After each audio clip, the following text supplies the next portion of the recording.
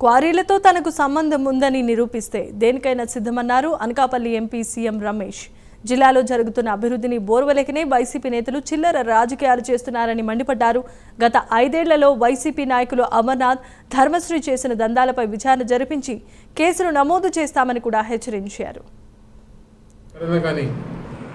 Entire parliament కాన్స్టిట్యున్సీలో ఏ యాక్టివిటీలో కానీ చిన్న విషయంలో కూడా ఉంటే కూడా మీరు చూపిస్తే మీడియాను తీసుకెళ్ళి అందరం సాక్షిగా తీసుకెళ్ళి చూపిస్తే దేనికైనా సిద్ధమని చెప్పేసి మరొకసారి వారికి ఛాలెంజ్ చేసింది.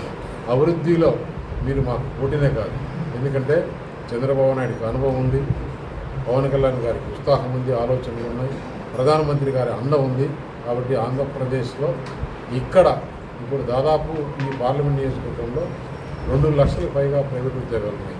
దీన్ని ఏ విధంగా 4 లక్షలకు 5 లక్షలకు తీసుకోవాలనే ప్రయత్నమే జరుగుతుంది. కానీ ఇలాంటి చిల్లరి చేష్టలు చేయాల్సిన అవసరం లేదు. వారికి కూడా మరొక్కసారి మీడియా సందర్భంగా చెప్తున్నా. నేను ఆ జిల్లా అధికారులకు కూడా చెప్పడం జరిగింది, ఎవరైనా కానీ మా పేరు ఉపయోగించుకొని చేస్తే మీరు అక్కడే పట్టుకొని కేసు బుక్ చేయమని చెప్పి నేను విజిలెన్స్ అధికారులకు చెప్పడం, కలెక్టర్కి చెప్పడం ఇదంతా జరిగింది. మీరు ఎక్కడైనా వచ్చి ఇందులో ఈ ట్రక్కు పలానా వాళ్ళు, లేకపోతే ఈ మైన్ పలానాది